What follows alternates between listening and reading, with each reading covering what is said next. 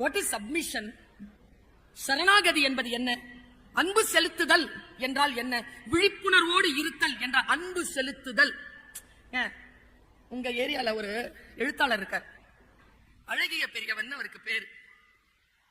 என கேட்ட நான் பல நூல்களை வாசிக்கிட்டே இருக்கும் பொழுது அவர் எழுதுகின்ற இலக்கியங்கள் எல்லாம் சாகித்ய அகாடமியும் ஞானபீட விருதுகளும் கிடைக்க வேண்டிய அவ்வளவு தகுதி பெற்ற நூல்களை தான் அவர் எழுதுகிறார். பிரமாதமான புத்தகங்கள் எல்லாம். அவரை சந்திக்க போயிருந்த பொழுது ஒரு முறை அப்படி உட்கார்ந்துட்டு என்கிட்ட, அவர் கடவுள் நம்பிக்கையெல்லாம் அவருக்கு பெருசா இல்ல. ஆனா அன்பு பத்தி ஏதாவது சொல்லுங்க, அன்பு பத்தி சொல்லுங்கன்னு இப்படி கண்ணை உயர்த்தி பாக்குற மனுஷன் கண்ணுல கண்ணீர், கண் கலங்குதவருக்கு அந்த சொல்லே. அவன் தானே எழுத்தாளர். சொல் என்ன? பேனாவின் முனையில் இருந்த வருகிறது இல்ல, அங்கிருந்து வருகிறது. தெய்வ வள்ளுவன் வான்மறை தந்ததும் பாரதி. நல்ல சொற்கள் இங்கிருந்து வராது, அங்கிருந்து வரும். அதனால்தான் வேதங்கள் எல்லாம் வானத்தில் இருந்து வந்தது, வானத்தில் இருந்து வந்தது, வானத்தில் இருந்து வந்ததுன்னு ஏன் சொல்றோம்? அவர் கண் கலங்கி அவர் சொன்னார், ஒரு லெபனான் கவி, அவர் சொன்னது அப்படியே சொல்றேன். ஒரு லெபனான் கவி காட்சி ஒண்ணு பாக்குறான். என்ன காட்சி தெரியுமா? இயேசு கிறிஸ்துவ சிலுவையில விட்டுருக்காங்க, தொங்க விட்டுருக்காங்க. கீழே இருந்து பாக்குறான். பாருங்க, நல்லா தெரிஞ்சுக்கோங்க.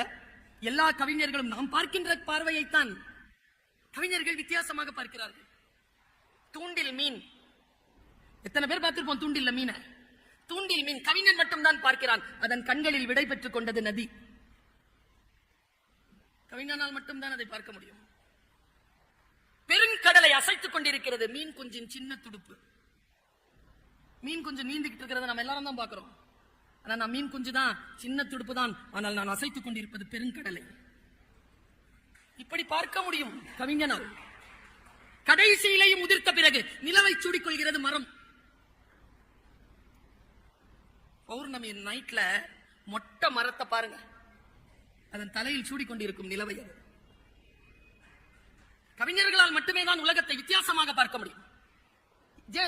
இயேசுவை சிலுவையில தொங்க விட்டுருக்கான். ஒரு லெபனான் கவி இப்படி பார்க்கிறான். இது அழகிய பெரியவன் எனக்கு சொன்னது. அவன் சொல்றான், அவன் 4 வார்த்தையில எழுதினான்.